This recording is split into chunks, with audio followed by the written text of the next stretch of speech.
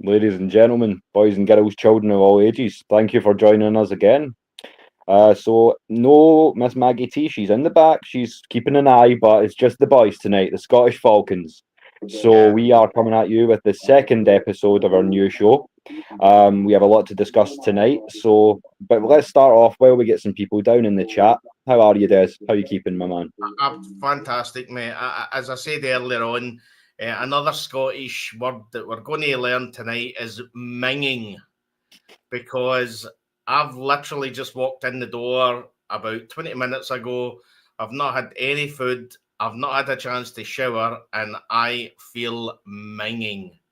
So for all the American fans, what that means is, obviously in Atlanta, when you've been out in the garden all day and you've sweated that much that the clothes are sticking to you, and you then come into the house, you've not had a chance to have a shower, that's when you feel that you're minging. So, um, that's what I feel like. And but I mean, last night I got to say it was fantastic. The video has went really not viral, but it's done over 200 views as of this morning. So it's good to know that the international fans, the opinion matters. Yeah, Um, 100%. The family already in showing love. Georgia, Texas boy. What's going on, international Will and Des? Falcons family, the new era is here. The Atlanta Falcons will rise in 2025. That's it, my boy. We're glad to absolutely. have you back. And let's hope, well, it's probably the best year to start the international, because the international show, because we've got all these exciting players. I mean, Michael Penix Jr. I mean, I actually watched a short video on X last night, and it was a picture of him, a video of him running out for his first game at the Benz, his first NFL game, and he had a smile. I actually screenshotted it and put it onto Twitter. And the smile on this guy's face, there was no fear. That this man, as I said last night, this man he's horizontal. This is Yeah. the new Matty Ice. Nothing flusters him. When you look back at college, and I know I'm jumping forward, but I'm passionate about talking about this. So when you No, look no, at it's great to hear, man. when you look at college, it was very, very rarely sacked. If you look Yeah, at Ryan Leaf, we all know Ryan Leaf, the guy that was drafted after Peyton Manning and effectively ended up, his career fell off after about 2 or 3 seasons as a quarterback. But yeah, when Michael Penix Jr. was coming out in the draft, he was the one that said he's my number one draft. He's the one that I would pick as my number one quarterback. yeah. Um, and when He you is look certainly and the most pro ready. I would say, like, there's been a tendency, especially the last few draft classes. I'm just going to shout out the ladies before I continue. So, yeah, ladies are yeah, always here. Sonia, Auntie Pam, Lady Birds in the house, of course, Miss Maggie T herself, down repping the family as always. But yeah, I feel like when I looked at that class, especially the last sort of 3 or 4 seasons for me, a lot of these guys, they've got exceptional skills in certain areas, but they're not what we would call pro style ready quarterbacks. uh, But the way that things go in Washington, in the Big 12, or the former Big 12, I should say, um, they play a lot of pro style offense. So they're seeing a lot of schemes, and coming from somewhere where he's got a big, solid pro style offensive line, that transition rather, has been easier for him. mhm. As I said on the show last night with Ty, what's getting me is the right tackle, Caleb McGarry, because now every other team's going to know he's blindside. He's blindside now Absolutely. because it's a lefty. Yeah. So that's my kind of. Yeah, I mean, if we can have Caleb McGarry for the last 2 years, I'll be happy. Um, Let's talk, Mr. Aints fan. We get y'all twice this year. South runs through the A, my boy. yeah, I think yous are looking forward to a Manning coming to you, because I think yous will be first pick in the draft. So I mean, I Yeah, love I love the fact that they don't care about us, but they'll then log into a show and watch the Falcons fans talking about. it's nice to live rent free, bro. It is. Absolutely, absolutely. Um, as you said, if we could have Caleb McGarry for the last 2 years, I'm happy. But again, he was probably one of the players that I thought we have to watch this year, because Yeah, this is a new. I mean, as I say, he's on the blind side. This is a new concept for him. yeah, And there has been times in a few games where he's been found wanting, but the one thing that people don't really notice about Michael Penix Jr. is he's actually a really mobile quarterback.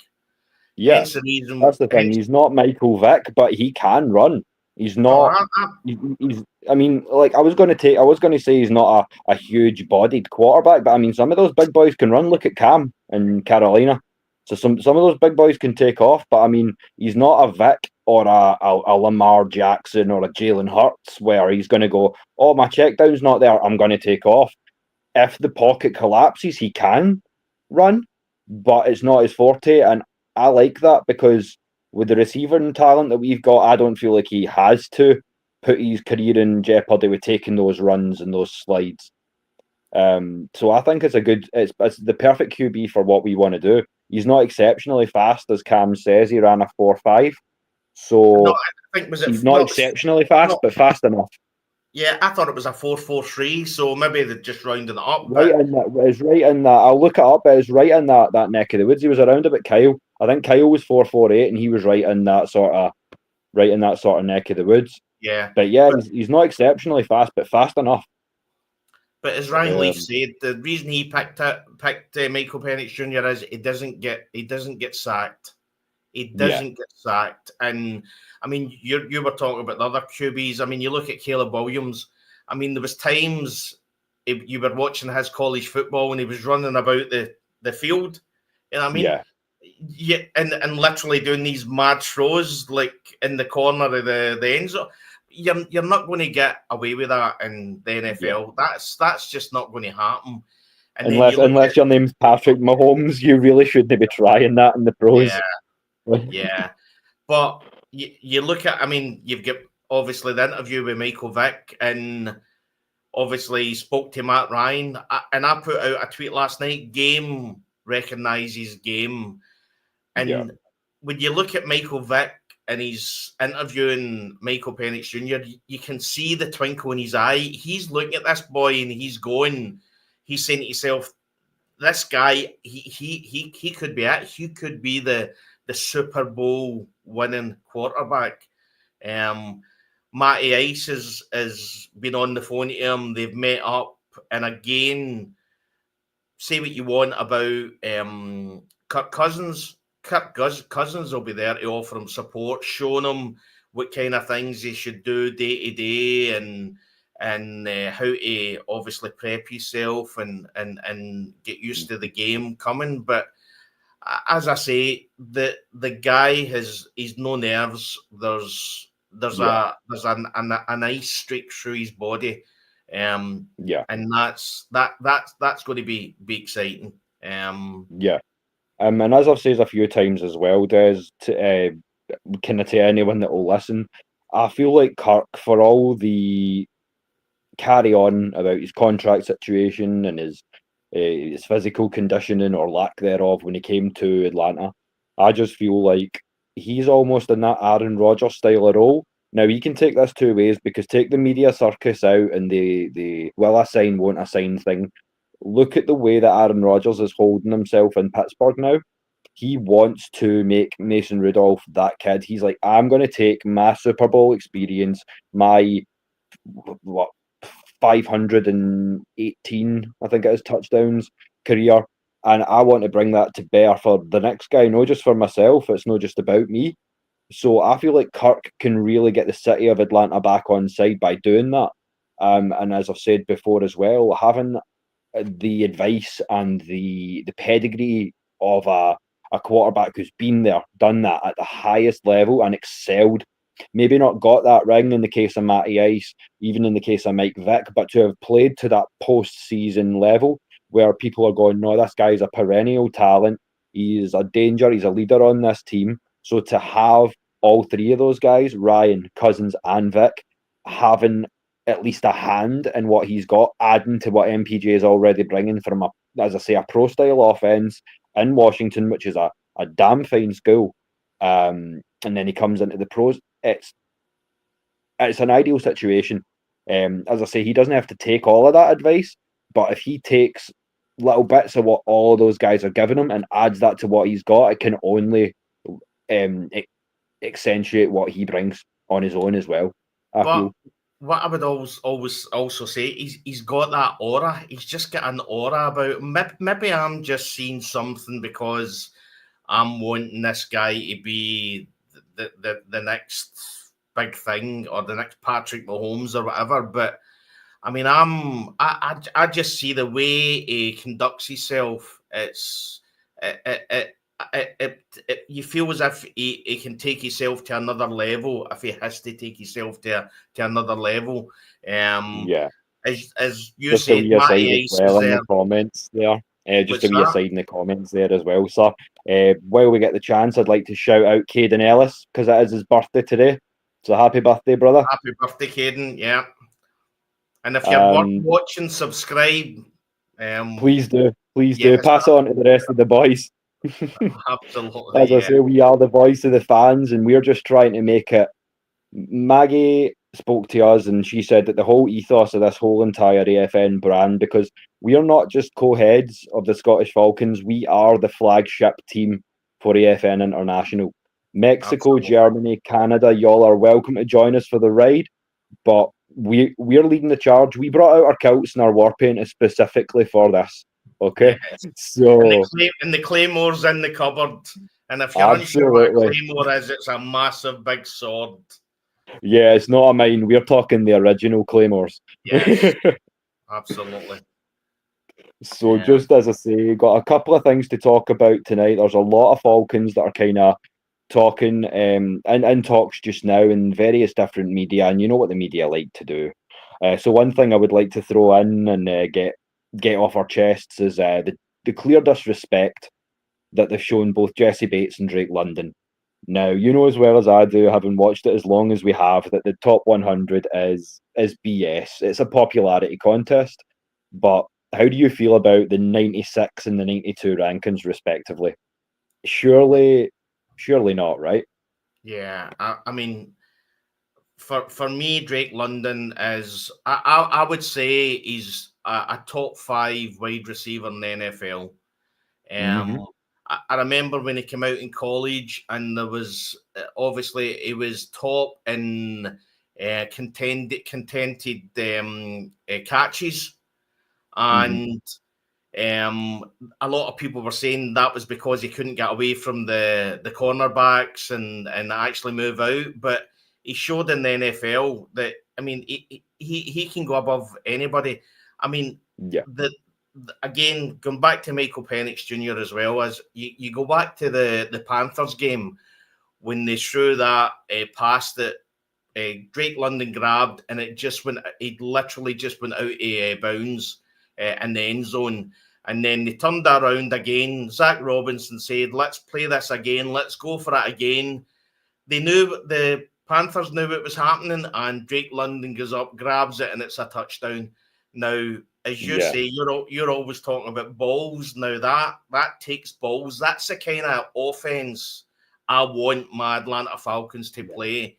It's not about what the defense does. We don't care what you do. We're going to do it how we do it. And when you look at 96 position, listen, fair play. The guy, he gets into the top 100. He wasn't in it last year, but I would say that he's a top, in my opinion, he's a top 5 wide receiver. And you'll see probably the wide receivers that I would say are close to him. They'll be number 15, number 20, number 8, number 5. As I said last night in the first show, And again, guys, if you haven't went and watched the first show, this is a bit like any TV program. The pilot is the most important part of any show. So if you haven't watched the show, go back, and after this, go back and watch the first show, and you'll learn a wee bit about Scotland, about us guys, about how we started supporting the Falcons. And you'll also see for these first 2 episodes as well that we roll deep. Shout out again to the Ladybirds, the Regulators, the rest of the AFN squad for supporting, for always backing us up and giving us this platform to do what we love to do and what we were made to do, which was talk about our birds. And again, what a lot of people in America don't understand is that we don't have anybody to talk to about about football in this country. Yeah. Although the fan base has grown rapidly in the UK, you're not going to walk down the road and see a whole list of people that are wearing all these tops. And some of them, when they are wearing the tops, they're only wearing the tops because somebody gave them it as a birthday present. When you get to a point where you actually find somebody who, I mean, I worked with somebody close who was a Buffalo Bills fan, David, and when we got speaking, or when he came in to see me, it was literally 15, 20 minutes. What do you think? What's happening with the Bills? What do you think about the Falcons? This and that. And it was just because we had nobody to bounce off. So 100%. There'll be guys in Atlanta that are watching this thinking that he doesn't know what he's talking about. But it's my opinion. And from my point of view, I'm passionate about the Falcons. The other thing I would say, and I was going to mention this last night, what a lot of people don't understand in America and Atlanta is that with football, it's not taught in our schools. We don't go to nursery or primary school, as we call it in the UK, and they teach us football. So we've not got a TV system, a Pop Warner or anything like that. We don't start playing. There is now university programs and some really good university programs throughout the UK. But shout out to the main college program in Scotland, which would be the Stirling Clansmen, for former British university champions. We've got a good setup up in Edinburgh with Edinburgh and the Napier Knights. There are teams throughout Scotland and the UK that are playing football at a high level, university-wise. We've also got the senior setup throughout Britain as well. So that's why I've kind of tried to take my outreach a little bit more back through at home, back through the routes that I came through. So I've reached out to the Britball community at large, ex-players, coaches, anyone who wants to get in, talk about birds, or even if, as I say, if you support the enemy, come on, let's just have some banter. As I say, it's a free space, so you won't get too much hate, but you get some banter. Listen, if you wait to the end of the season when you have went 1-16, then that would be even better. But as I said, I mean, when I started watching football, the hardest part of it all was to actually learn what was actually happening in the game. And when you're watching the game, you just don't know what the rules are. And you have to really watch 10, 12, 15 games without knowing exactly what's happening in this game to actually learn. And then when you start listening to podcasts and they talk about 12 personnel and shotgun and pistol, I mean, us guys in the UK, most of us guys haven't been brought up getting taught that. So although we are passionate, there's a lot of parts of the football stage. It's a wee bit different for you. Well, you played the game with the Pirates. But for somebody like me, Google is my savior. It's effectively Google what's 12 personnel. You know what I mean? And you learn what that is, and you have to learn from that point of view. And I says to you, and I says to Maggie, I'm not scared to say that I don't know. I don't know a lot of the in-depth stuff. when you Yeah. hear some of the other guys on podcasts and they talk about how, like Ryan Nuzzo is, he's got a good pass defense, but the run defense isn't great. And I'm thinking to myself, are these guys actually, have they got a trained eye that they can actually look at a game as it's happening and see this happening? Yeah. Maybe they have, but from my point of view, when I'm watching the Atlanta Falcons game, it's all about, is it a touchdown? Have we stopped the offense? I'm not getting into the nitty gritty of this or that. You'll spot certain things where, like last year, Raheem Morris should have done a timeout and didn't, and ran the clock another 30 seconds. So there's things that you spot that you understand, but for us guys, it's not as easy as just watching a game and then starting to support a team and starting to support Atlanta Falcons. You have to effectively dig in and learn what's actually happening on the park.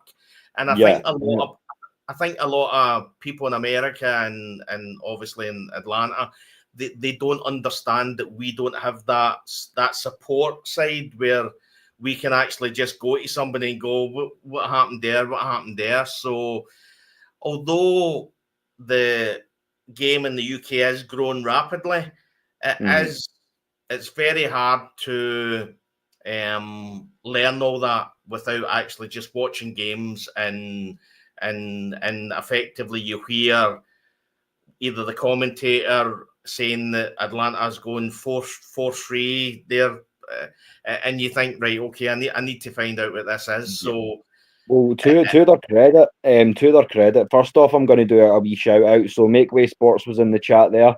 Thank you for tuning in, boys. They're special friends of the community. We all support one another. So, go check out Make Way Sports. Those boys are great. They know their Falcons content, and they're always in the building to support the AFN. So, we're glad to have you. And in terms of being a fan overseas, as I say, as we were joking about last night, Des, we chose this for ourselves. We weren't born into the red and black. We embraced the red and black, and that makes it even more special to me. Yeah, I mean, I looked and decided that I wanted to be a glory hunter, and I picked the most successful team the NFL's ever seen, the Atlanta Falcons. You know what I mean? If you haven't seen the show last night, obviously I visited Atlanta in 2008 and just loved the city and fell in love with the people. I would say there's times when I had wished that I had stepped off the plane in Atlanta and somebody had just come up and slapped me in the face. And then I'd have went home thinking that Atlanta's a terrible place. They people are terrible. They treated me terrible. And I ended up supporting somebody else, and I wouldn't have went through the pain that we've had to go through. Saying that though, man, it could be worse. You chose pain, but it could have been worse. You didn't choose Dallas. You didn't choose Buffalo, Minnesota. It could be worse. Yeah. I mean, Jacksonville. It was just serendipity. I was going to a property expo in Atlanta and fell in love with the city. I remember walking through the Olympic Park and thinking, this is a city. You know, I mean, you've seen the high rises, the CNN building, and you think, my God, this is what you think of America when you're coming. You're imagining an American city. You come into Atlanta. This is what I'm expecting.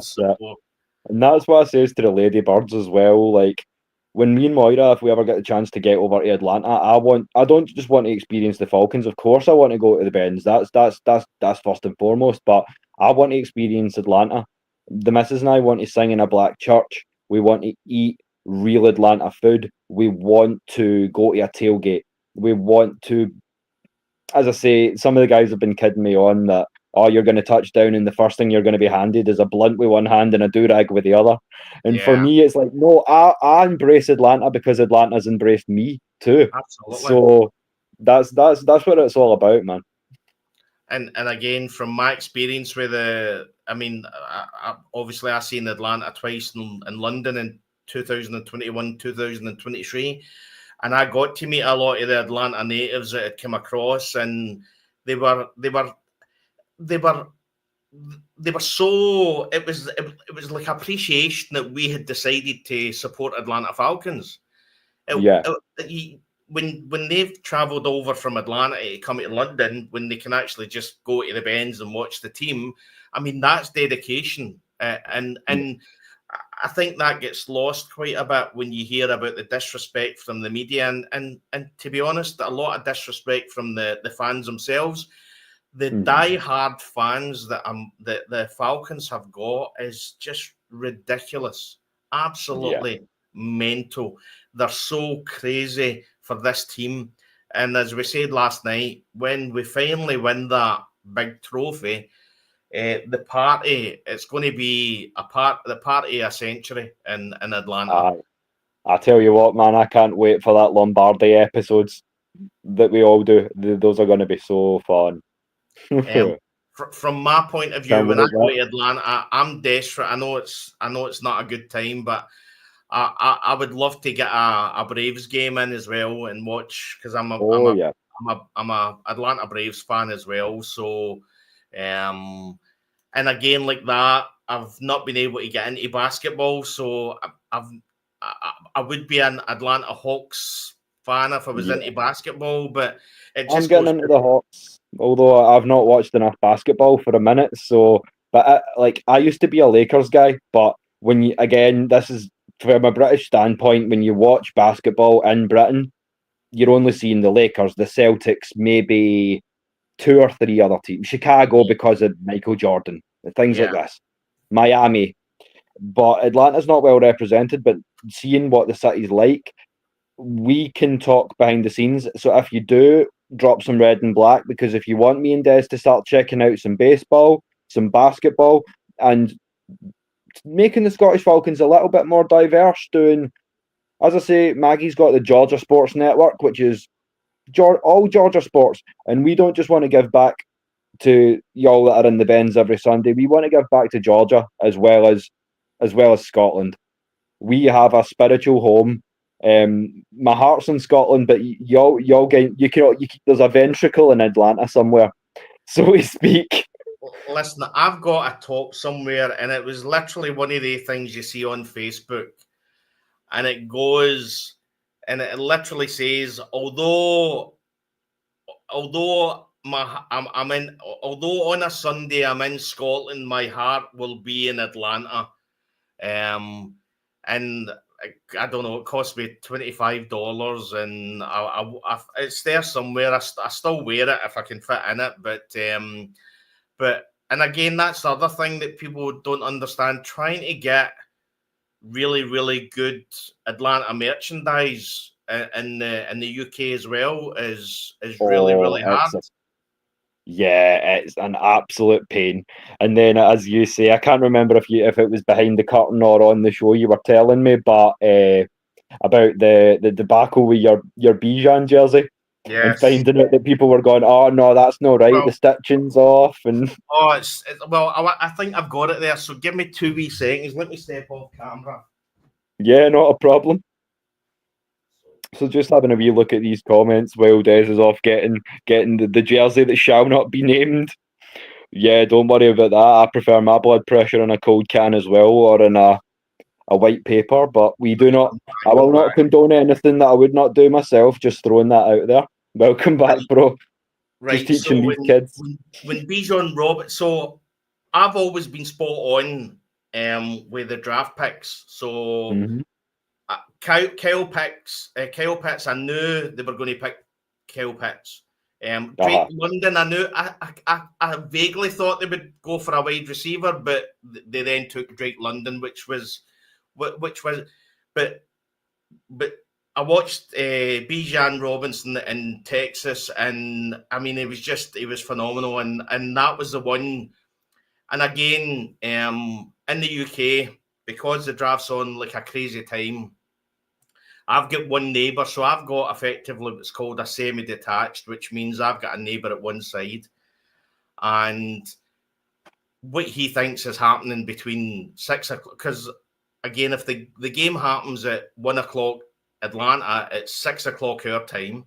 So the game lasts for roughly 3 hours. So on a Sunday between 6 o'clock and 9 o'clock, there's no sport in the UK. Nobody's watching any sport in the UK. So what my neighbour thinks I'm screaming at between 6 o'clock and 9 o'clock on a Sunday, and he's never asked me. He's never came and said, listen, I need to know, what is this screaming? It's either screaming at the TV because there's been a touchdown, or it's been screaming at the TV because we've had either an interception against us, or and to be fair, give his due, he doesn't ask questions. But when Bijan get drafted, it was like 2:30 in the morning.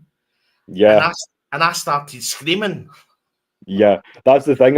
We've been talking about this because I'm going to drop it now so that people can start getting the teasers ready. But we are going to go nuts come draft season, because Des missed it last year because obviously life will be life, but we're there now.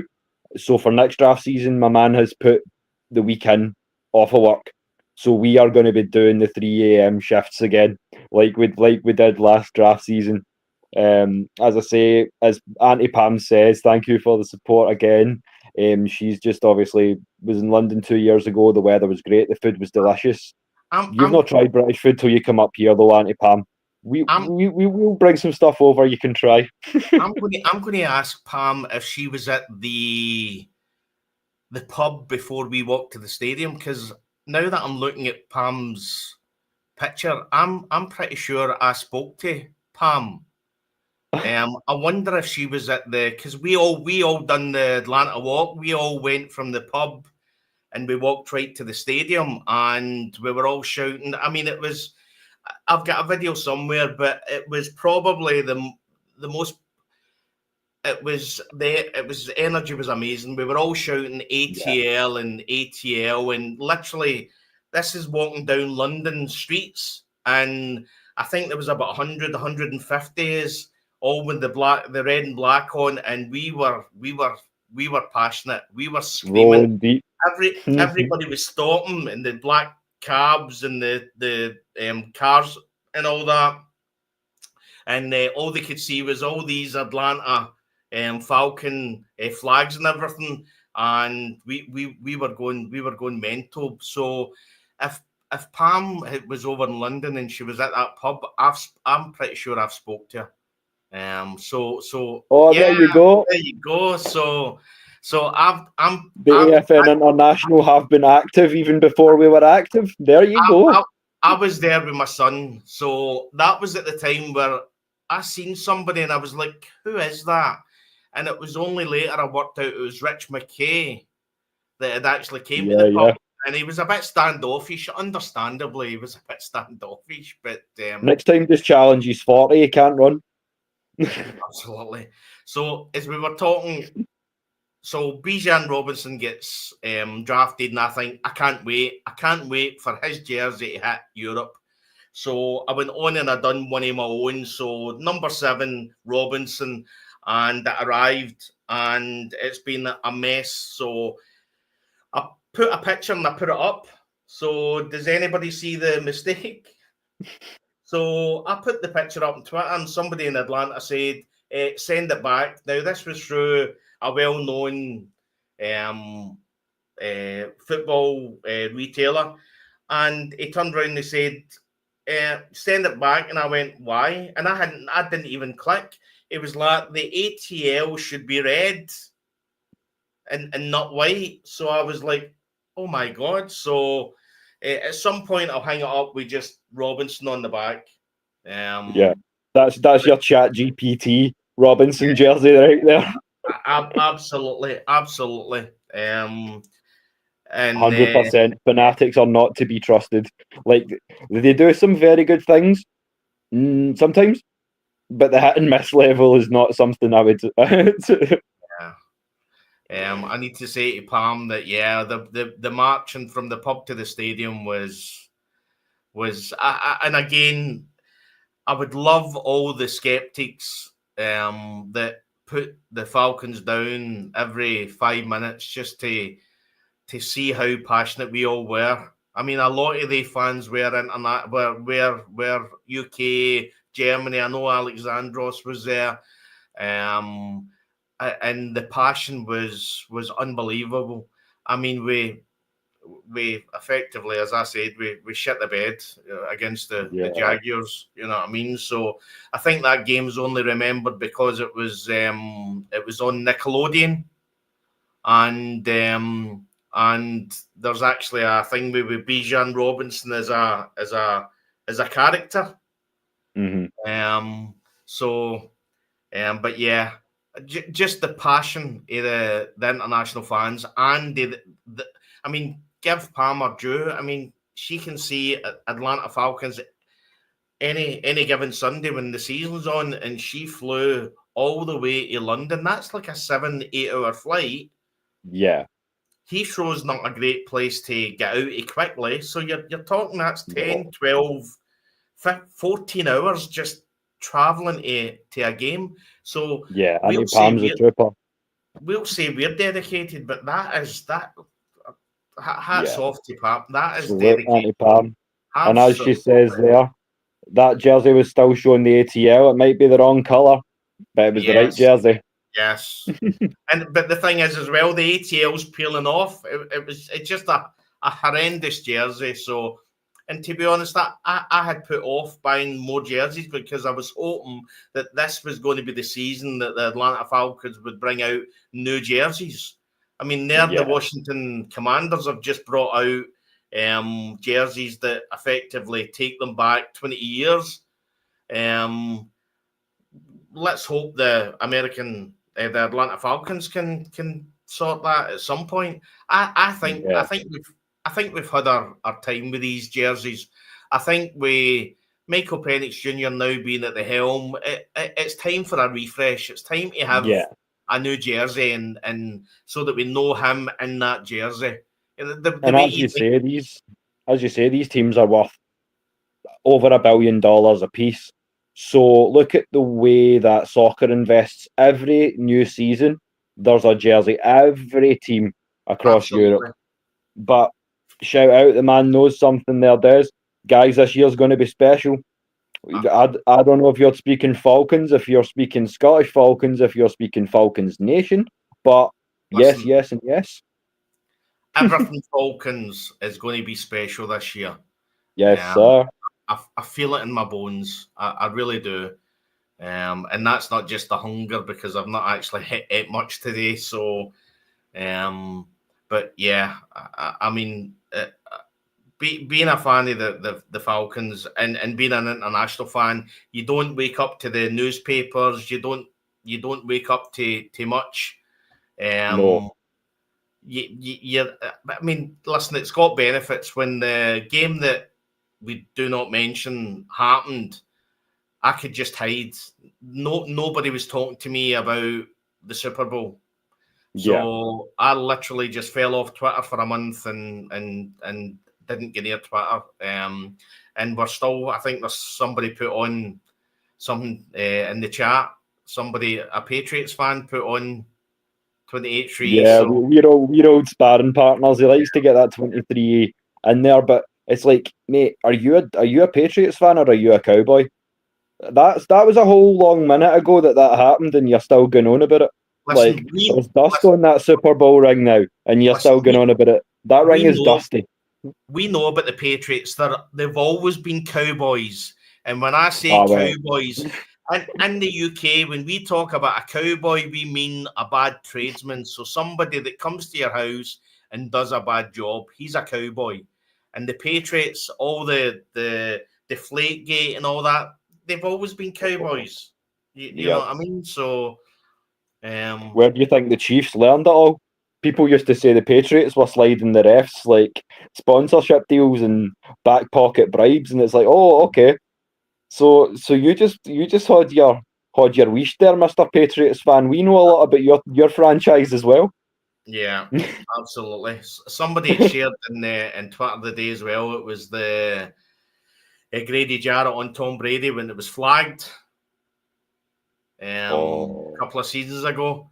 And I mean, it's again, it tended to be Brady that always was arguing. But even at that point, when Grady came in and sacked him, he didn't even complain at that point. The refs just flagged it. And then obviously we've seen what happened with Kyle Pitts and the Chiefs when they get effectively assaulted. You know what I mean? If that happened in a city street in Scotland, somebody would have been jailed for that. Somebody was leaving less a wallet and somebody was leaving less an eye.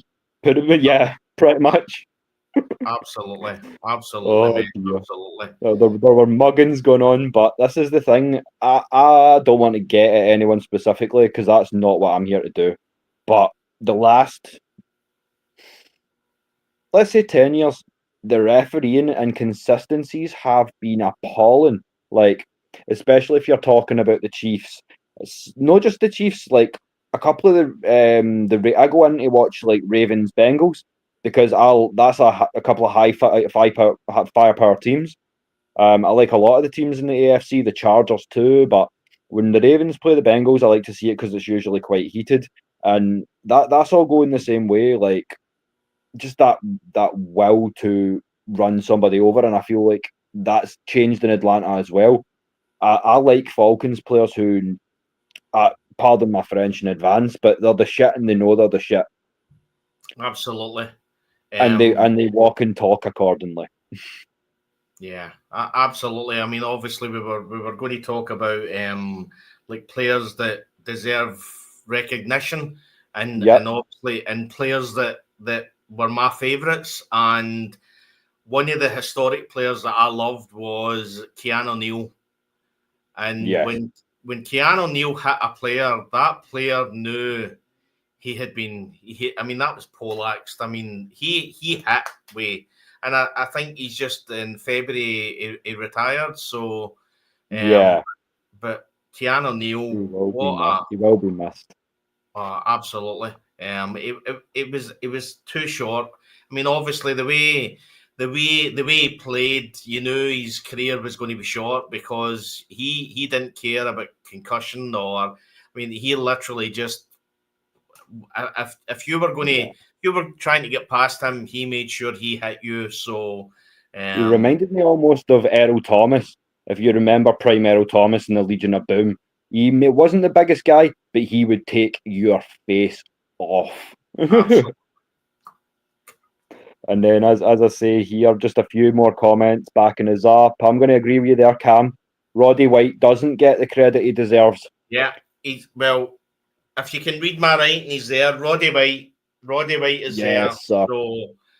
So Roddy White, so consistent, such a great wide receiver one, but when the wide receiver 2 option came in, he was a consummate professional. He went, no, you know what? Falcons first. I'm wide receiver 2 because I get this kid. If I can gel with this kid, we've got something special. And we did. I mean, you've seen the connection between him and Julio. As I say, the comments are just insane. Thank you for all the love, the support, the questions. Keep them coming. We've got a couple of hours, so we'll keep going as long as you want us to, guys. But just keep smashing that like button. I do apologise, but when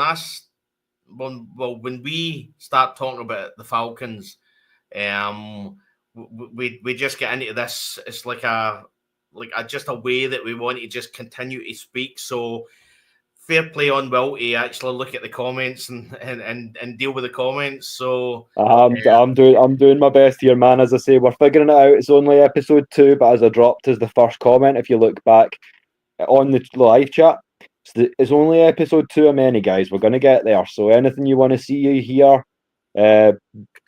fight us about.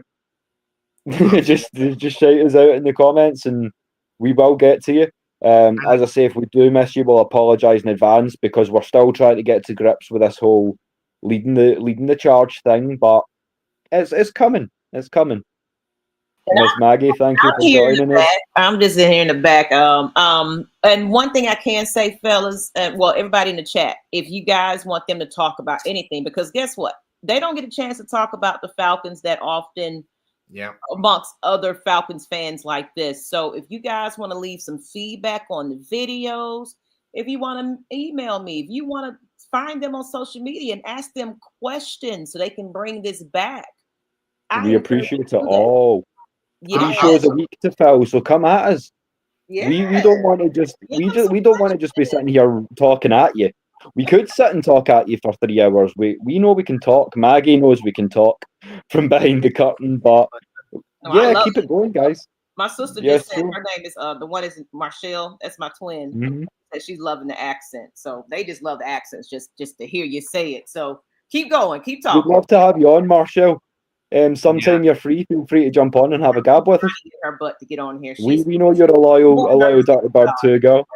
She don't even want to come on camera. She'll come on without camera. So we'll see. That's fine by me. Yeah, listen, absolutely. I'll actually with my 2008 visit to Atlanta. Probably one of the funniest moments, and again, it was all Georgia women.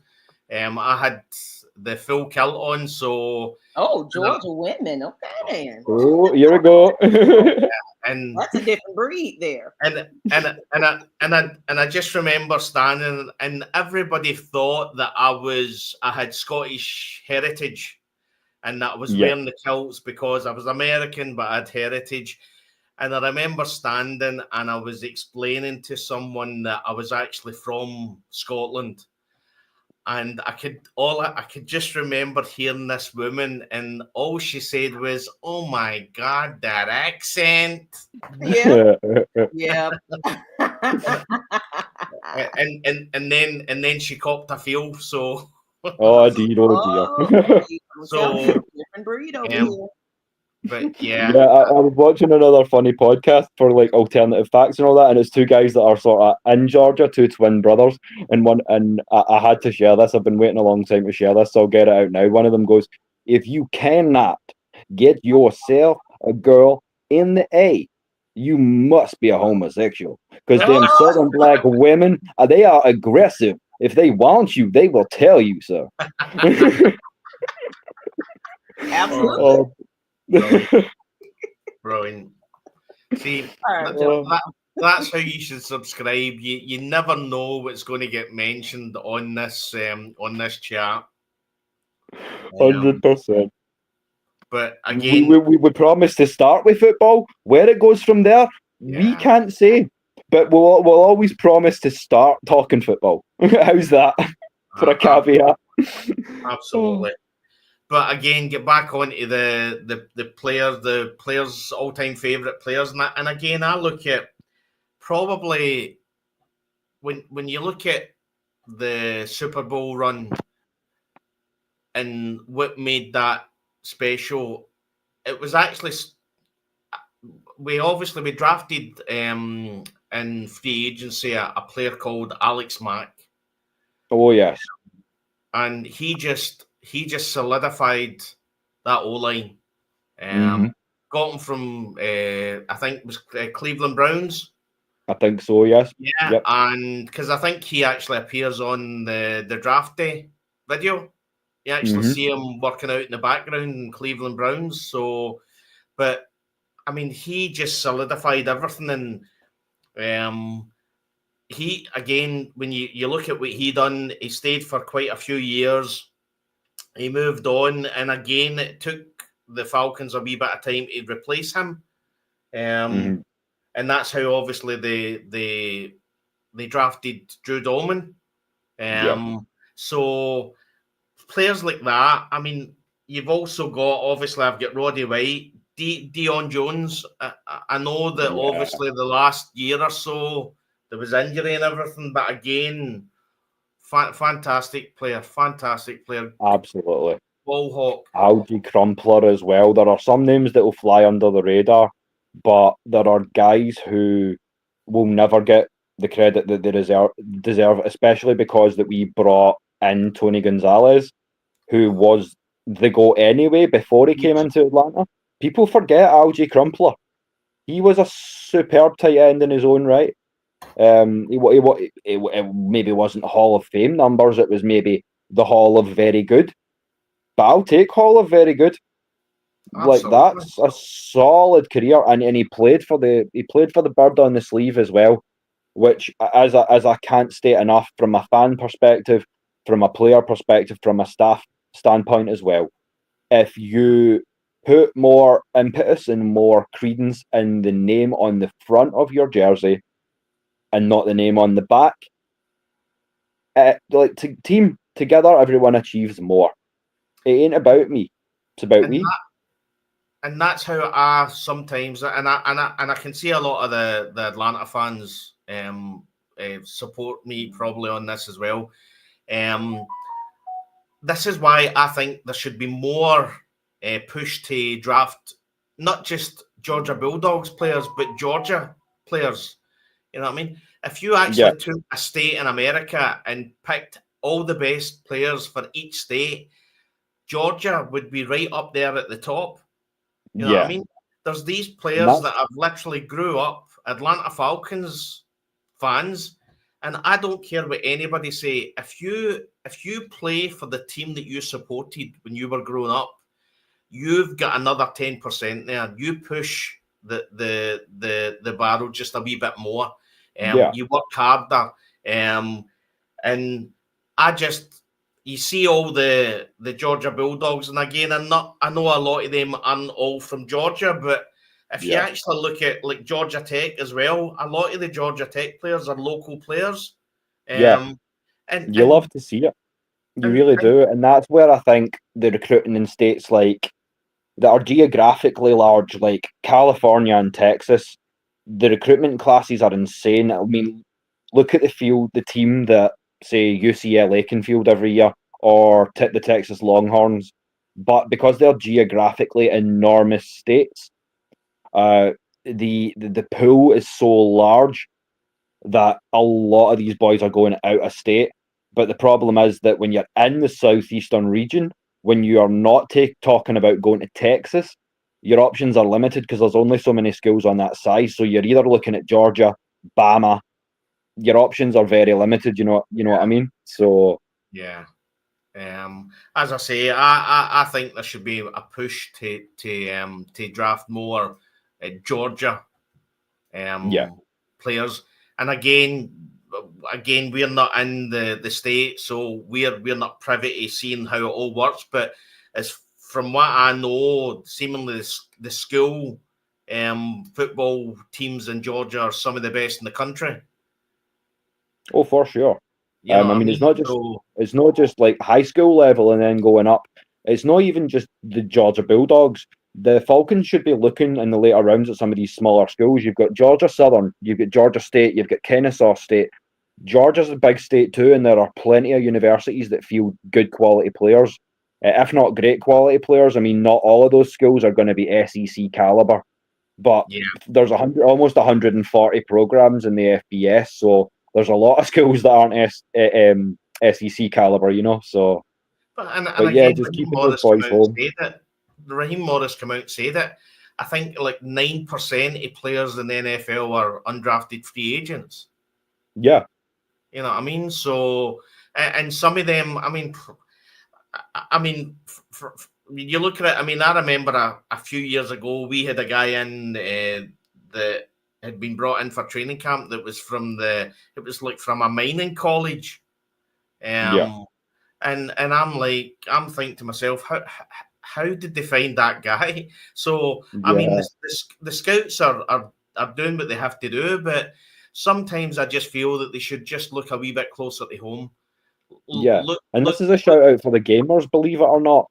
Playing video games has helped me both, to tie back to what we were saying earlier, it's helped me understand the intricacies, the play calls, the personnel matchups and things like this, the coverages and things. It's been playing Madden and playing college football games over the years.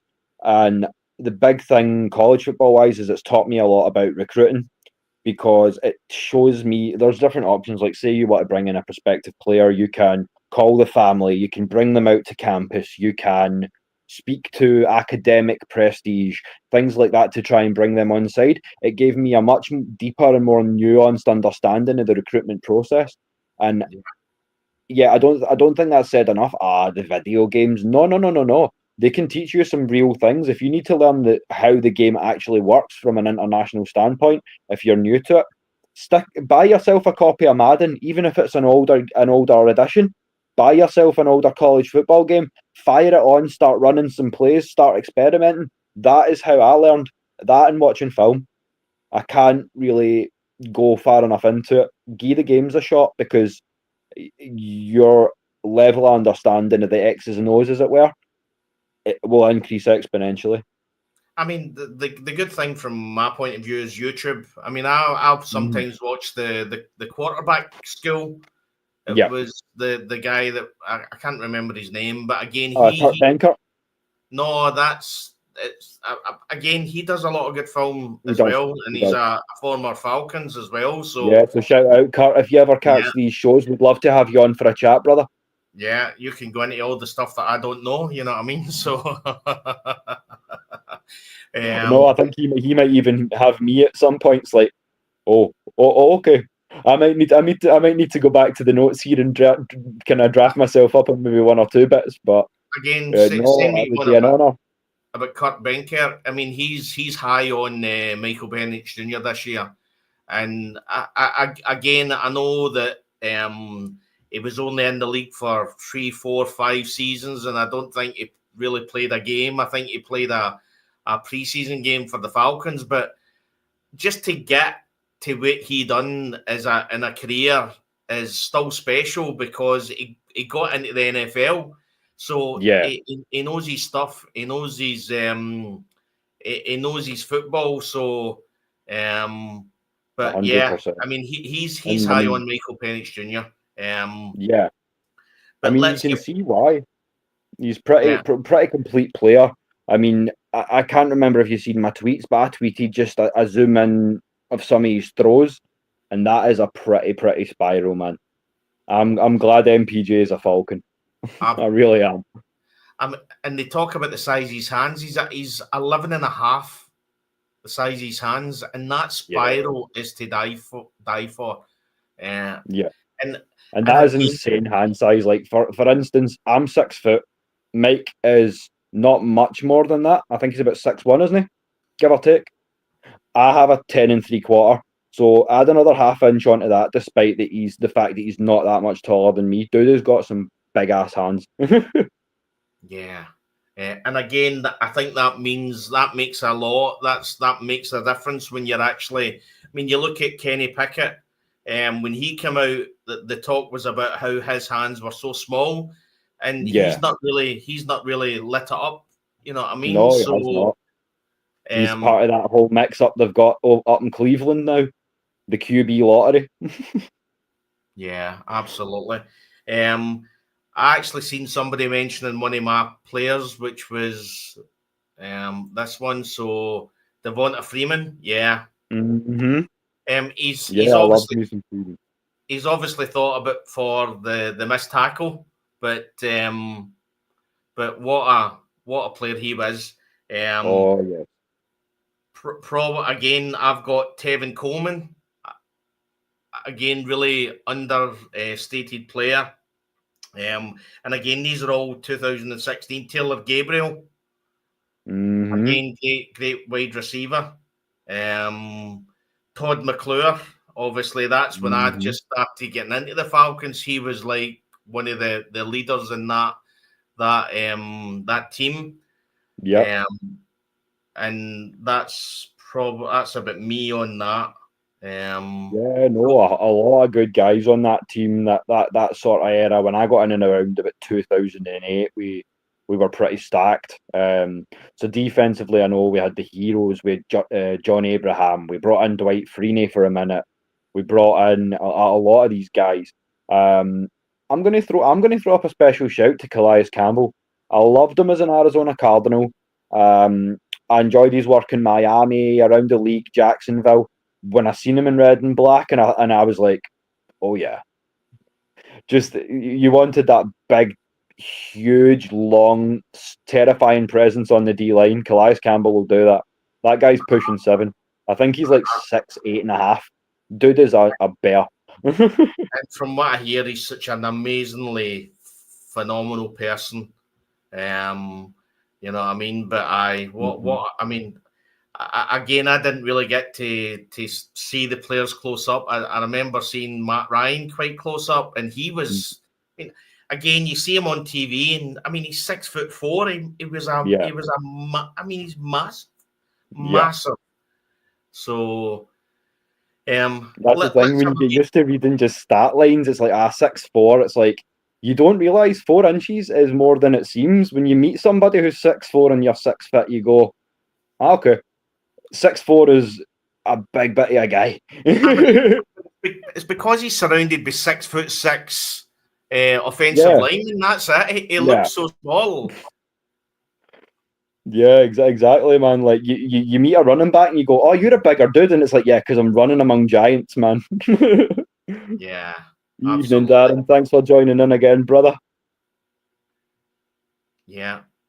As I say, he's doing a lot of work on getting his podcast and things going. So when you get some time, if you want to talk some Cowboys, we see you all in pre-season, man. So we're happy to have that chat. Absolutely. As I say to everyone in the chat, like as I say, we're opening up Saturdays as well. So Saturdays are going to be the big AFN International Freeform show. So it's open to all the teams of creators. So Ladybirds, Regulators, to the home team with Blackberry, to Ty, who does the Loch Ness podcast, to Knight Rider, who you all know and love, to Mad Mike, he might pop in and make an appearance. We are going to open the floor up to everyone. We are going to just enjoy it. It's the weekend. We're going to kick back. We're going to let our hair down, so to speak. So yeah, let's make Saturdays at this time a big event. Let's have some fun with it, especially until the season comes up. It might get a little bit spicier as we come into the season because Saturday's going to be hype day. But yeah, for now, let's just chill, kick back, throw some stats, throw some names around, because that's what I say is if me and Des go together and we've not met in person by then you might not be able to reach us because we're just going to be sat in the corner of some dark bar going like, but I tell you what about this guy? But we've not talked about this guy, and everybody's like, no, come on and party with us, and we're like, no, we've got stuff to discuss. Absolutely. So obviously we've got a few questions, so let's have a wee look at that. So let's pop that. We'll flip that into the Q&A section we go. Yeah. So 10Cam01 said, what are you guys hoping new uniforms will look like for the Falcons? I would love throwback. I would love Michael Vick throwback jerseys, something like that. That would be nice. As we said, the Washington Commanders have come out with throwback jerseys as well, and as I say, I think the time has come and gone with the jerseys. I mean, this is I mean, again, not being disrespectful to Matty Ice, but this is the jerseys that Matt Ryan was wearing. You know what I mean? So, I mean, that was 2021. So, I think it's time for a refresh. And as Will said earlier on, I mean, in soccer, every season they're bringing out new uniforms, new tops, and people are paying them. You know what I mean? So and the special runs, like see that third kit, you'll get that European, well, what we would call it in Scotland, because there's domestic and continental competitions, the Champions League and things like that. So you would have a European jersey. So there's no reason why we can't do special things. So one I would love to see, you remember the classic mid-70s white pants with a double red stripe? Yeah. That with the Vic era white jersey and a concept white helmet, go full white out. I think that would be lovely. I just think anything new, anything different that we've not heard for that. I mean, it must be going on, what, 5, 6 years maybe since. Yeah, it's got to be around that. And they're saying that this is the time that the Falcons should refresh their uniforms. So yeah, and as I say, it's the same way kind of you and me as well. Like all we're trying to do is to give y'all something that you already know and love, but just something a little fresh, something a little different. So why the uniforms can't follow that mold? That's kind of all we want to see. Something fresh, we don't mind if it throws back, and it's year 60, so throwing back would make a hell of a lot of sense, especially given the fact that it's the big one this year. So yeah, I wouldn't mind releasing maybe a completely new set of threads. Say here are 5 or 6 new uniforms. You might not see all of them all of the time, but you know what I'm saying? Just a kind of a new palette, so to speak. Yeah. Do we know when the cut off is for teams to come out and actually say they're changing the uniform? Is that happened, or? Oh, I don't actually. So if anyone can help us out with that in the chat, please drop it down there. I'm not 100% sure there is, but I'm just looking into it now to see. Yeah, the Nike uniforms do tell a story. I'm just trying to see. There isn't. I don't know if there necessarily is a deadline. I've never seen anything talk to that effect. I think it's more just, can you make the changes in time to get your uniform personnel department to make those changes? Yeah. But I don't know if there is any red tape on that, guys. Just obviously correct us. And again, you see a few people on Twitter next and everything sharing their designs, and some of them look absolutely fantastic. Yeah, and you're thinking, definitely. God, I mean, Nike just really need to sharpen their pencil and get us new uniforms. And as I say, it seems to be it's a change. It's a changing of an era that Michael Penix Jr. is there, and it would just be nice, just like the way it was with Michael Vick and the new logo and everything, and how you see him with the old logo and the new logo, and it would just be nice if Michael Penix Jr. walked out with brand new uniform on. So it would be like we've got that new identity, not just from the perspective of Penix, but from the perspective of building this defense to be something new under Jeff Ulbrich, and I feel like that would complete the rebrand. As I say, like when we rebranded the channel, it's cool to tie it back home, which is what we done. So you'll see the red and black, you'll see the AFN tags everywhere. And we are just throwing the Scottish Falcons stuff in that. There's nothing wrong with looking back out on a team that's got a history. Yeah. But as I say, it's a history of mediocrity. So to instill the ethos of this is the new chapter, these are the new boys. Yeah. I say it's time to kind of bite the bullet, get the new uniforms made, 100%. And you would think, with being the 60th anniversary as well, this would be the time to release a special jersey, like a 60th anniversary, new refreshed jersey, effectively commemorating some of the older uniforms, you know what I mean? So that's the thing. Like, for instance, I've still got my 35th anniversary Pirates t-shirt there. It's their 40th year this year, so the eyes fell off the pirate, and it's not in the best nick, but they are collectible. There will never be another 60th year for the Atlanta Falcons. So knowing how passionate the city is for this team, there are ways we can do this, surely. Absolutely. So any more questions, just fire them down in the chat. Let's keep the conversation going. There's another one. So how do you guys feel about our draft picks? I'm in love. Yeah. I've had this out with Blackberry on other shows. We had a bit of a sparring match last night about it. But the draft class, I think we done it the right way, because I feel like we called some of the guys that we took as UDFAs. I feel like we called Kobe Bryant, Nick Nash, a couple of like prime guys, and went, listen, we only have 5 picks, but if you're still there, you are firmly in what we are kind of planning to do here.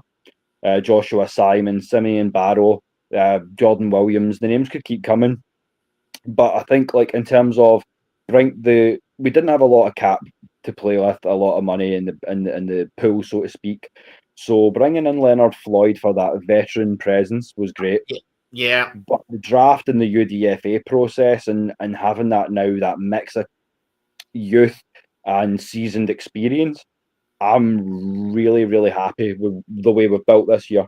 And the way that we've timed as well, I feel like it's almost ideal that MPJ got that few games, that 3 or 4 games last year, because I feel like it just then enabled him to go in and go, nah, okay, I've thrown a few picks, that's gone, that was what that was. I've threw a few touchdowns too, and I'm getting to know these boys. I've took a few shots.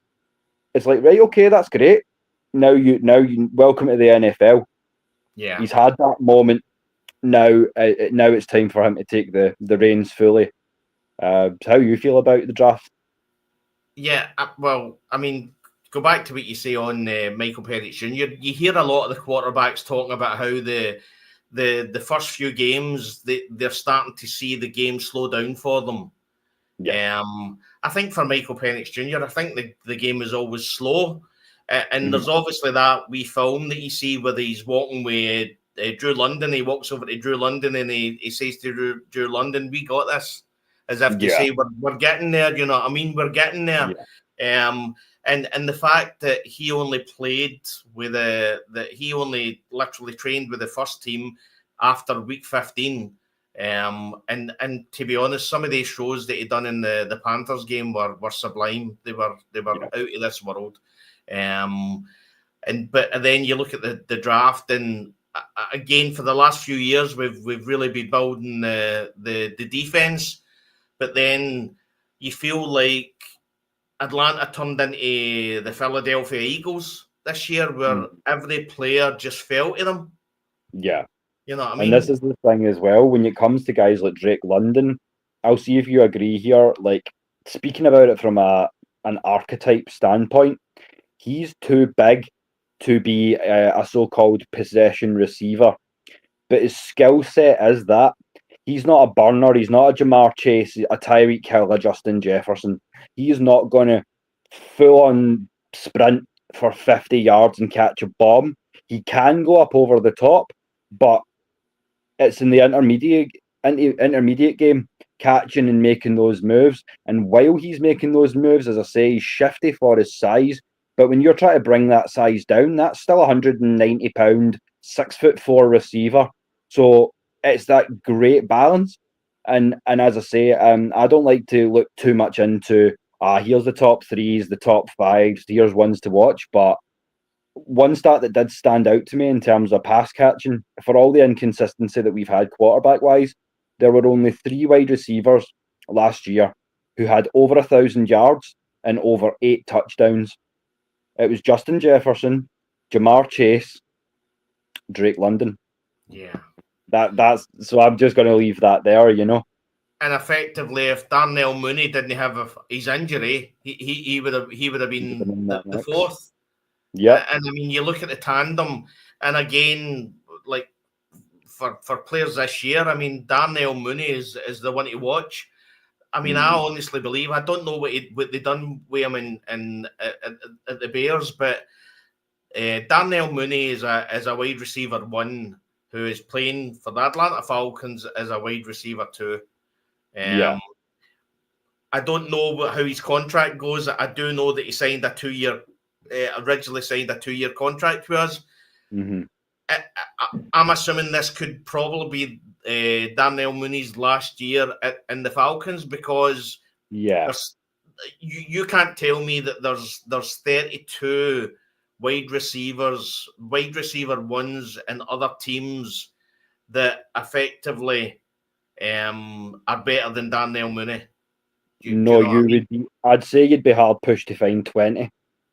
Absolutely. Mooney is that, and wide receiver is such an inconsistent position too. And the fall can be quite dramatic. Look at Cooper Kupp. But I feel like there's a good sort of maybe 20, 25 possibly receivers that are, no, okay, you're a wide receiver 1. And then you start getting into the mix of, well, no, some of these wide receiver 2s are nice too. And I feel like we've got the same situation with Tyler Algier. He starts on maybe 16, 18 teams, possibly more. Yeah, he again, he's a running back 1 that's just on a team with Bijan Robinson on it. Yeah. The classic Michael Turner scenario. You know what I mean? And to be honest, I think his aunt or one of his family members follows me, and she's always saying that how amazing. I mean, he is. He's. I mean, literally, we drafted him. He was a 5th round draft pick and a walk-on in college. And effectively, the statistic that stood out was that in the season that the last season of his college football, he had more missed tackles than any other running back in college football.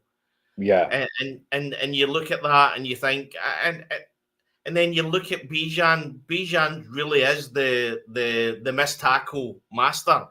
But then you just think to yourself, all these teams they're sick trying to grab Bijan Robinson, and then Tyler Algier comes on, and it's just literally like a sledgehammer. It's like bang, head down, bang.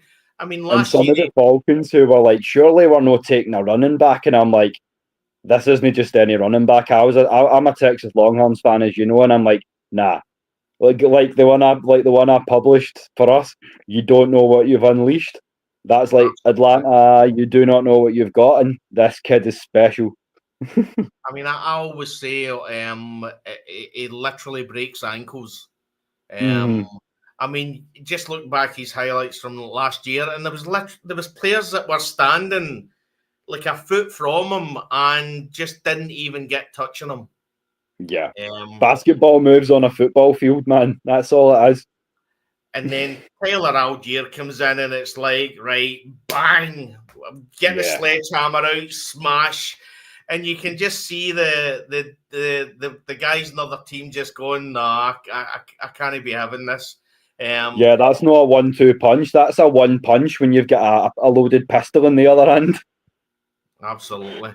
Having Algier, like, I would love to hold on to him. I don't see how we can.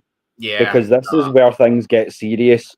When you start talking about Caden Ellis, not AJ Terrell, Jesse's 2 years left. Yeah. Caleb McGarry. We're going to need to pay Drake after next season. So, my worry is, where's the money coming from? Well, we won't be 27 million in the hole next year, so that's going to help. That will help a lot. So, again, I think what we need to look at is, I'm pretty sure Kirk Cousins won't be here. No. There's going to be an injury. They're going to get rid of him, and he's going to be gone. My concern and my worry, being an Atlanta Falcons fan, we always get sided with something that we're not expecting. My worry is that Michael Penix Jr. has an injury, and we've not really got a good backup to I'm worried. Yeah, I'm concerned because I'm not convinced by Mr. Easton's stick. I'm sorry. Yeah, he's not a name that fills me with any kind of anticipation whatsoever. Yeah. With all due respect, like, the kid could be a decent QB, but he's QB3 on an NFL squad for a reason. I don't want to get to that stage, and that's my worry. But I feel like that's what Kirk's holding out for. He goes, if I can get one more run, because I mean, he has nothing to prove. He's got stats. He's not got a ring, but he's got stats, and he has made $390 million. He is holding out the hopes that he can get one more run as a starter, or he's gonna call it quits and head for Shady Acres, so to speak. All I'm going to say is, if there's anybody that deserves to be in the Hall of Fame, it's Kirk Cousins' agent. That man, wow. Yeah. I mean, that man, what an agent that guy is. Yeah, if you're listening, please come and get behind the AFNI and try and get it monetized. Because if you do it, I'm turning up in a Lamborghini to the A guys. How you feel about that? Yeah, absolutely. And then obviously, sorry, on you go. No, I'm just laughing at what you said. It's like, it's unreal how he fleeced the NFL for that level of money, when the guys around him who've earned on that level or above are like Brady, Rodgers, Stafford. You're like, right, okay, and then you see that name and you're like, wait a minute, what? but again, you look at Kirk Cousins' situation. I mean, his wife's from Atlanta. Mm-hmm. I mean, I'm pretty sure she's happy to be here. They've got young kids. You know, I don't think. I mean, if you look at the Desmond Ridder scenario, I think he's turned down some tryouts for NFL teams because he's young. I think he's got a young kid.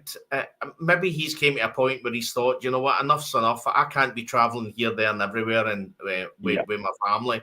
And maybe Kirk Cousins feels that way. Maybe he thinks, you know what, I want to be playing every week in a team, but if I'm not playing every week in a team, then the best place for me to be is Atlanta.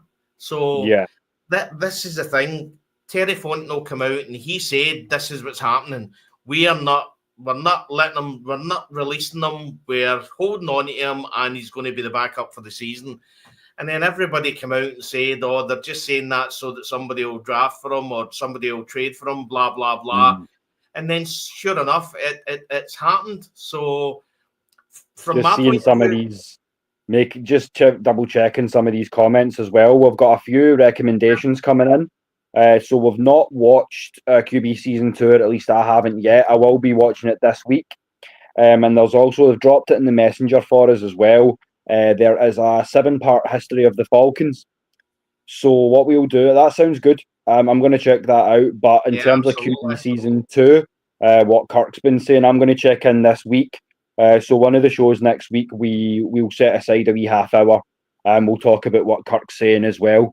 Because Maggie's saying it gives you a whole new sort of feel as to how he actually feels about the Michael Penix situation, the fact he's now a backup, and things like that. But I know, as I say, from watching him in Minnesota, Washington, throughout the tenure of his career, that he's a good man. He has strength. He has a level of decency. So I feel like he's clever enough and diplomatic enough to where he's going to conduct himself accordingly. But Maggie's like, no, I feel like his heart's in the right place, and you love to hear it. So I will check that back and get back to you on that one, guys.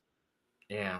And in Scotland, with being out of the market, I use streamers. Just going to throw that out there. So I use a couple of aftermarket ones, which we won't discuss on here, but there are links available.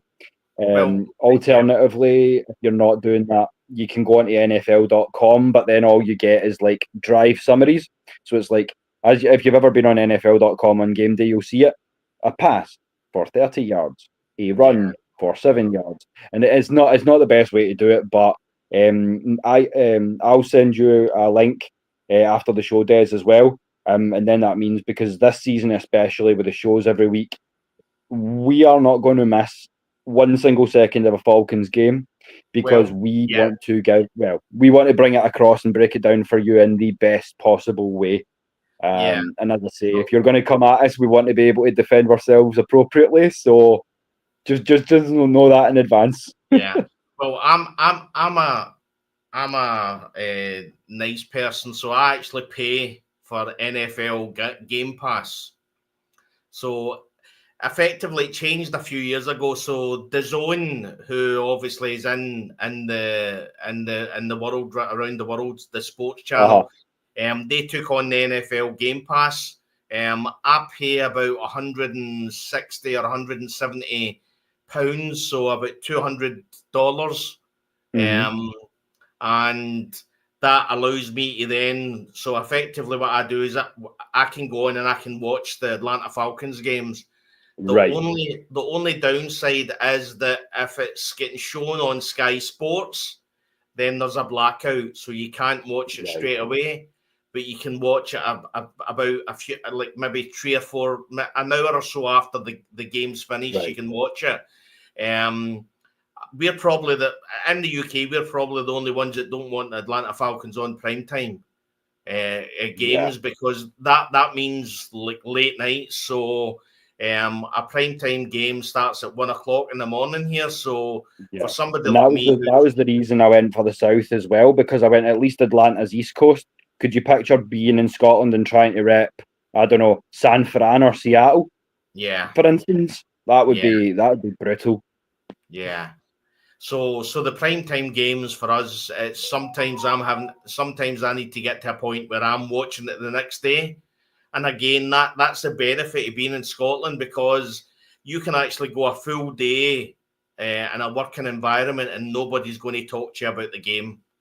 Yeah. So you can literally work 8-10 hours that day, be able to come home, and then on the NFL Game Pass, you're actually watching the game. So in monetary terms, it's probably about $240 for me to pay. And again, I can watch most of the games, and that we don't need to use a VPN or anything. Obviously, there's a few people we call dodgy boxes, because they're dodgy, as in. And it's one of those ones you'll have it in the States too. I know a guy who knows a guy. Yeah. It happens. There's probably three in every street. Yeah, good old Fire Stick. That's all I'm saying. Good old Fire Stick. So that's but again, I can effectively the benefit. I would say the NFL Game Pass was actually better, since it went to the zone. See if you actually pause it and then try and forward it. It literally kicks you to the actual the part that you're the man knows. At that point. So dodgy the man knows. But yeah, I mean, I think it's probably harder in the American market to watch Atlanta Falcons games than it is actually in the international market, because this isn't the NFL's main source of income. The international market, their main source of income is the American market. So obviously, I know 10Cam01 says that he has to use a VPN to tell him that he's in Atlanta. Well, we don't need to do that. Sometimes it's the how would I put it? It's the joys of being a Falcons fan or any kind of sort of American sports fan, due to time differences and regional zones and all the beautiful things like that.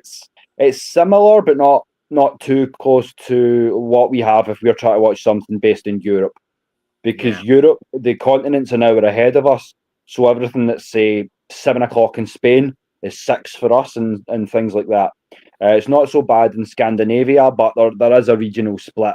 But I mean, it's crazy for the States. I mean, you guys have what is it, 5 time zones, something insane like that. So, and again, I mean, you have states bigger than our country. They have states that dwarf Scotland. So I think the UK could fit in Texas easily. Probably a few times over. Yeah, it's insane. I mean and again, you hear this about America is when they talk about doing a short drive. A short drive's like 2 hours. I mean, we drive for 2 hours in Scotland. We're in a different country. We're in England. Aye, that's what I says to Maggie as well. It's like, you guys drive for 45 minutes and you're still in the same city. We drive 45 minutes. The accents change twice and nobody calls bread rolls the same thing anymore. Yeah, absolutely. Absolutely. And again, like, there's people out there that go an hour and a half, 2 hours to go to their work. You know what I mean? It's like, I mean, 2 hours, and we're literally, we're Sassenachs. We're getting through things through it is because we're in England. So here's another Scottish word for the Americans in the chat as well. My missus is from the Broch, Broch, Broch. She's from Fraserburgh, which is up in the northeast coast of Scotland. And if you think we are hard, if you have to put the captions on for us, put someone on for Fraserburgh and then get back to me. Like, I'll say that much. I mean, the one thing I would say is we're quite easy to understand. But what I'm hoping that we're easy to understand for the Atlanta Falcons American fans. So, but I've said before, if there's anything that we say that you don't understand, always just go in the comments and just ask. 100%. What we said. And to be honest, we really appreciate all the questions as well. So we really do. So we've got up to the 2 hours. If you want to, we're at 1 hour 30 just now. So if anyone's got any other points you want us to cover, as I say, I'll drop the banner again. All we are doing now It's just a little bit of Q&A there. So, as I say, we've spoke about potential breakout years and fit like indeed. Yeah. If we drove 2 hours, we'd end up in a different continent. Aye, that's true. Yeah, that's It's true. But yeah. it's as I say, that's why we had the idea to really push the shows Scottish wise, because from our reception, not just from my grind, but from your experiences in the itself and the hands of women, Des, you know that they love the Scots too. So I knew that they'd get behind us. I knew that they'd get behind us, and to try and explain how much it means to us to bring it together, and to kind of put it across for y'all is just it's insane that we've reached this level so quickly. We're just going to try and keep pushing for y'all. And it's only going to get bigger because effectively the international game, the football internationally is just growing and growing. You've got a game in Brazil, you've got a game in Mexico, you've got a game in Ireland this year, you've got a game in Spain, you've got a couple of games in Germany, you've got a few games in London. So, I mean, it really is becoming an international game now. Yep. And the national leagues are actually like, it's still pay to play in Britain, but taking Germany, Holland, and Austria, all three of those countries are now in a professional capacity. These boys that are playing for the teams in the Austrian league, German league, Dutch league are being paid to do that now. So we are pushing. And I'm going to say something controversial. I think now is the time to bring back NFL Europe. I'd love it. I've been sharing old Scottish Claymores and Barcelona Dragons stuffs in the chat. Then was not the time. It wasn't the time then. Now I feel like it could be a self-sustaining entity. Look at the UFL. People are crying out for off-season football, and we're just crying out for football in general in Europe. So if you're looking into bringing that back, now would be the time. I mean, when you look, so you take D. Alford for an example. D. Alford went undrafted. Nobody was interested in even drafting him, and I think he got into a training squad. Had to go to the CFL, lit it up in the CFL, and then the Atlanta Falcons brought him in really to just look him over in the training and the practice squad kind of thing, and he got onto the team. You imagine the amount of lost talent that is just disappearing out of the NFL that could come to Europe. And again, I'll put this out here.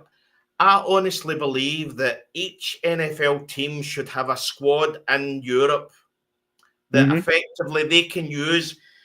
You've got 16 players on the practice squad. Let's forget about that. Let's have a team in Europe. Say, for instance, the Edinburgh Falcons or the Glasgow Falcons, and that's then their feeder team for their main team, and all the players that are literally in the practice squad. And I mean, there's 90 players are signed at the start of the season, and that gets frittered down to 53 players.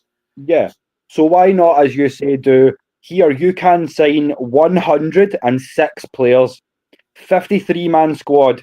That's your Falcons, that's your Seahawks, your Vikings.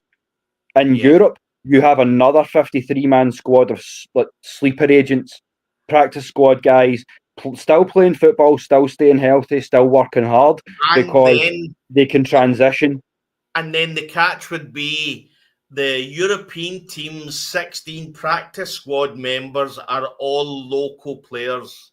Yes. You know, I mean... So that there is the home bases in these countries. Yeah. And as you say, Spain, Croatia, there's a lot of Europe getting to the stage now where we are paying these guys to play in their national leagues to get exposure. I mean, there is a Scottish player as well playing in the NFL right now. He's a punter, the Scottish Hammer, Jamie Gillan. Yeah. I think he's down in Houston now for the Texans. Yeah, you look at Lenny Craig, who we've just signed as a kicker. You know what I mean? Yep, Germany. To compete with Kerr, and seemingly he had a whole load of teams watching him, and seemingly didn't miss a kick.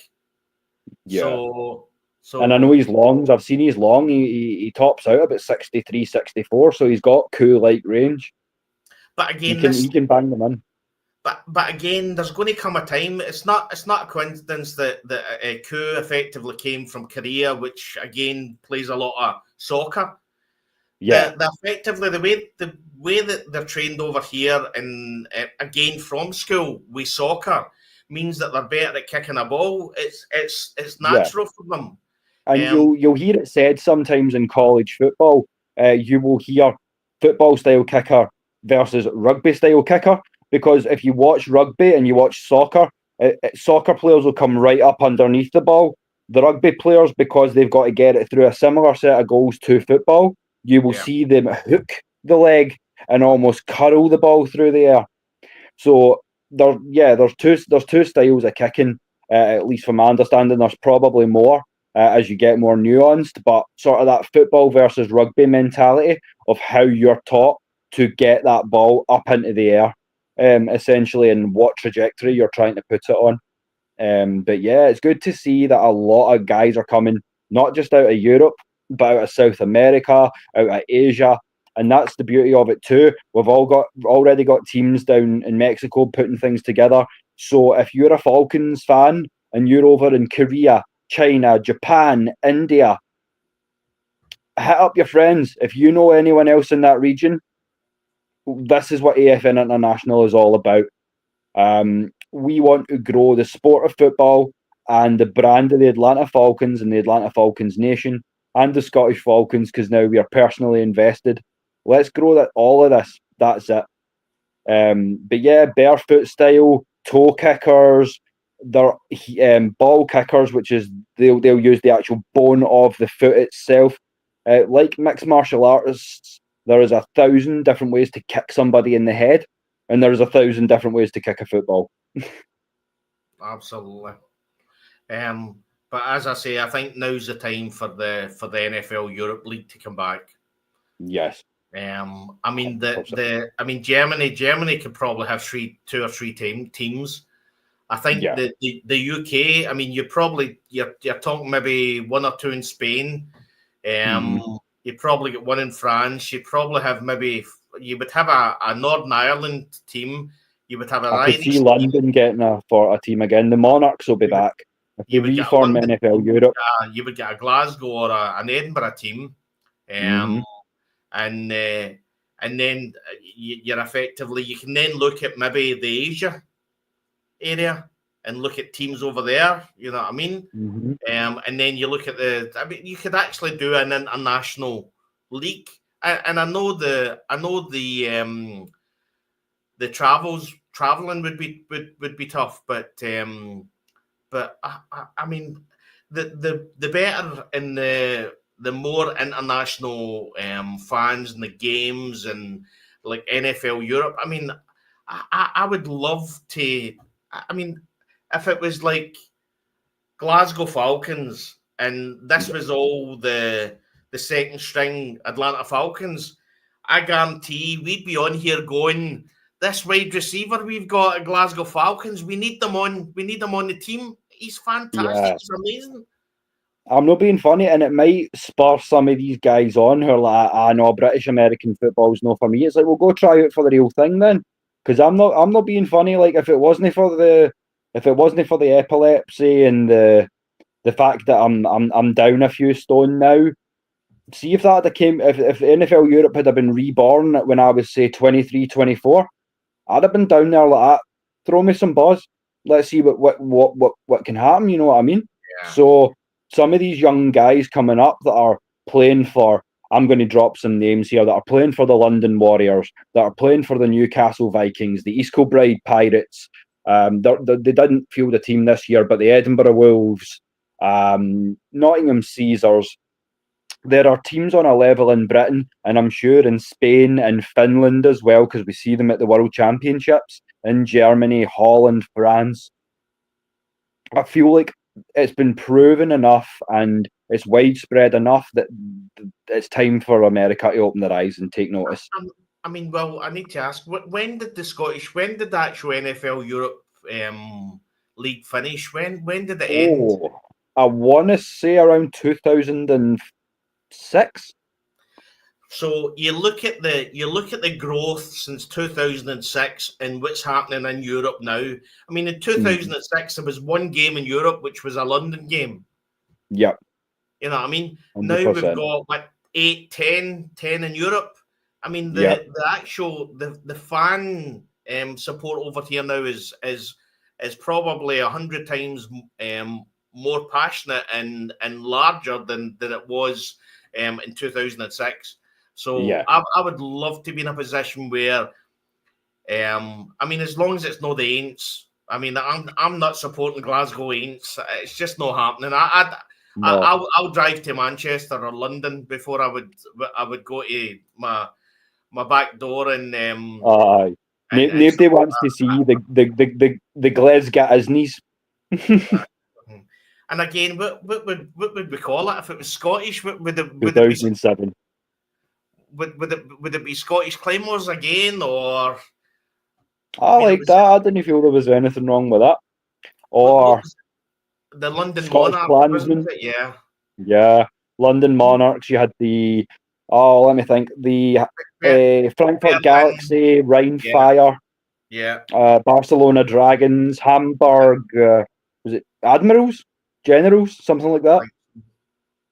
I think at one point there was 12 teams that shrank to 8. And then as Darren's just corrected me there, 2007.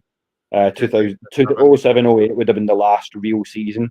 Because as I recall, it got so desperate that you had William Perry, a well past his prime William Perry, in a London Monarchs uniform. That was 95, but it just shows you, if you feel you're too old or you've lost a step in the NFL, there are options to keeping that career alive. If you feel you're not done or you have more to prove.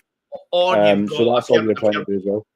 If you have an injury and you can't play the game anymore and you want to go into coaching, where's the best place to go? Go to NFL Europe, start at the bottom and coaching and work your way up. I mean, obviously they've got the college football and everything, but when you hear college players coming into the NFL, they tell you it's a completely different game. You know what I mean? And it's why so many pro players don't work out. It's why so many first rounders don't work out, because they come out as touted players because they are good players and phenomenal athletes on a college level. The athleticism always translates. Like, they will always be physically gifted, but sometimes that level of play hits different, where you come in and everyone's bigger, everyone's faster, and everyone has a more sound, fundamental and rudimentary understanding of the game, including all the little trick plays and things like that. So I think it's just, some people think that once they get to the league, that's it. They don't want to keep grinding. They don't want to keep studying film. They don't want to keep their nose in the book. And I would say I would strongly recommend that that's not a good idea if you want to hit the NFL at a high level. And I think as well, the other thing about the NFL Europe, you would only get the dedicated ones coming. If you've done nil in college, and you've made a good few million, and then somebody comes and you don't get drafted, and somebody says to you, "Oh well, you can go to NFL Europe." If you've got the money in the bank, you're not coming. So the ones that do come are going to be the ones that are dedicated, the ones that are wanting to put in that hard work, the ones that have been told that they're not good enough.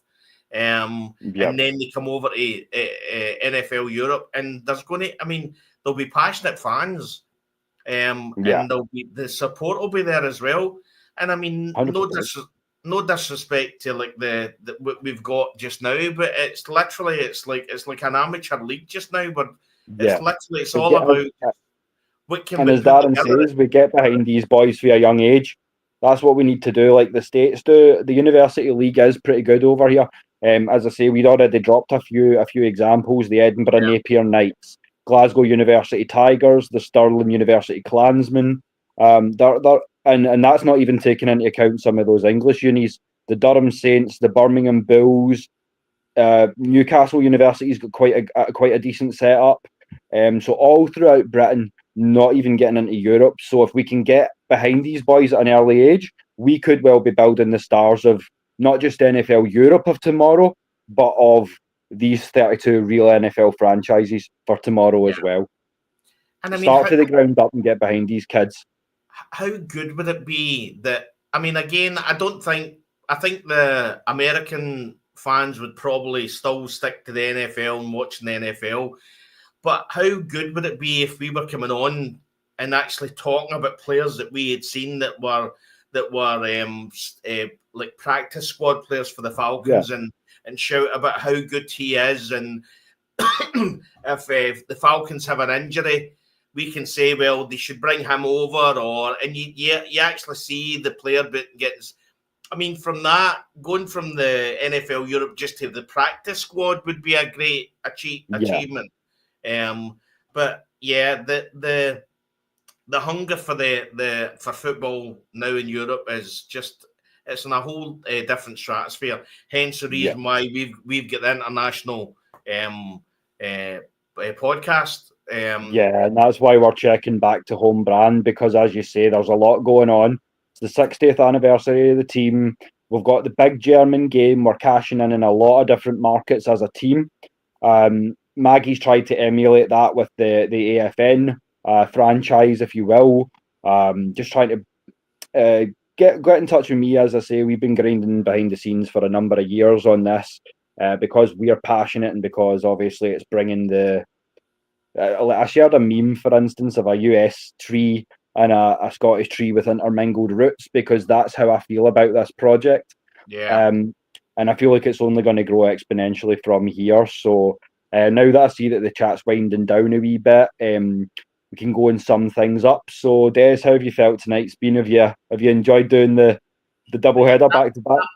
I mean, literally, we've talked in the last two shows, we've talked for 4 hours, and there's still things I've not spoke about. So obviously we've got the show in Saturday. If it's just us two, then there's still loads to talk about. 100%. But as I say, we're going to drop the link on Saturday. So for the first time ever, exclusive, you guys can jump on. If you're a part of the AFN family, we don't care what team, we don't care what country, what colour your skin is, what language you speak, as long as you're conversational in English. Come on and let's talk about it. But what I'm going to do, I'm going to bring one of your little chat lines from last night, and I'm going to use it as the tagline to sign off. So before we do, where can everyone get at you, Des? So I'm only on X at the moment, or Twitter, whatever you call it. So it's Scottish Falcon. So again, after the last show, I had quite a few follows, which was much appreciated. I do believe that probably most of the people that are watching the show were following each other anyway. But on Twitter, right, X, and it's Scottish Falcon. Thank you. And as I say, before I do my shout outs and thanks, just appreciate you sparing the time and coming on with me, building this Scottish Falcons thing up, independent of the FNI thing too. Special shout out to Maggie for tying all that together for us. As I say, helping us get wings on this thing. But more importantly, as I say, from the bottom of our hearts, thank you so much to everyone down in the chat, the ladybirds, the regulators, every one of you giving your questions, your takes in the chat to allow us to sit on here and rant for 6 hours a week.